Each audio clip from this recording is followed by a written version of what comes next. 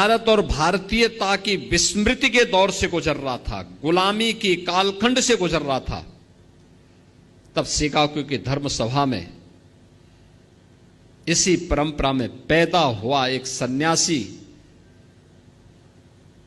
दुनिया के सभी धर्म गुरुओं के सामने इस बात का उद्घोष करता है कि मैं भारत की उस परंपरा से आया हूं जिसने सदैव मानवता के कल्याण का मार्ग प्रशस्त किया, और जो दुनिया के सामने इस बात की उद्घोषणा भी करता है कि मुझे गर्व है कि मैं हिंदू हूं। तो स्वामी विवेकानंद, याद करिए, इसी परंपरा में तुम मुझे खून दो मैं तुम्हें आजादी दूंगा का उद्घोष करने वाले नेताजी सुभाष चंद्र बोस पैदा हुए थे। यानी कलम का ही नहीं, तलवार की भी पूजा की है, और दोनों के समन्वय से ही समाज और राष्ट्र की व्यवस्था चलती है। याद करिए, स्वतंत्र भारत में भारत का संविधान कैसे बनना चाहिए, उत्तर दक्षिण पूरब पश्चिम क्षेत्र, भाषा, जाति, मत, मजहब, इन सब को एक साथ एक मंच पर ला करके खड़ा कर ले। कोई नाम, तो नाम आया डॉक्टर राजेंद्र प्रसाद जी का।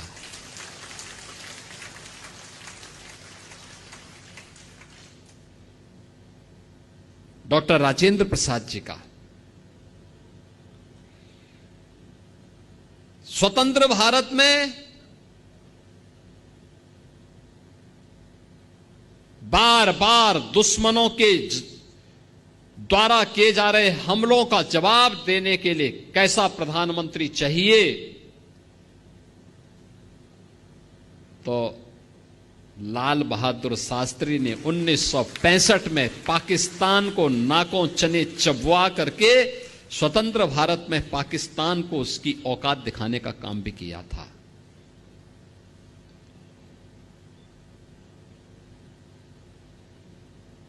कौन कहता है कि कायस्थ समाज केवल अपने कारोबार तक ही सीमित है, केवल कलम तक ही सीमित है?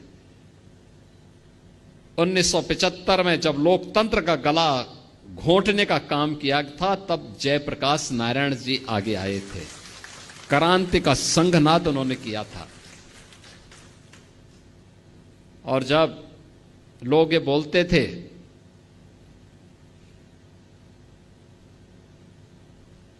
कि अयोध्या में राम मंदिर कभी नहीं बन पाएगा, तो महर्षि महेश योगी जी ने हॉलैंड में राम के नाम पर सिक्का चालू कर दिया था।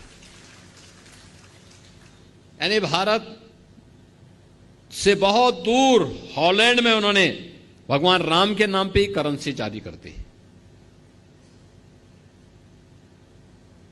यानी एक ऐसी परंपरा, अगर आप हिंदी साहित्य में जाएंगे, उपन्यास की एक विशिष्ट शैली जो भारत की उस समय की ग्रामीण पृष्ठभूमि को प्रस्तुत करता है। मुंशी प्रेमचंद इसी गोरखपुर की धरती पर उन्होंने अपना उपन्यास यहां रचने का काम किया था।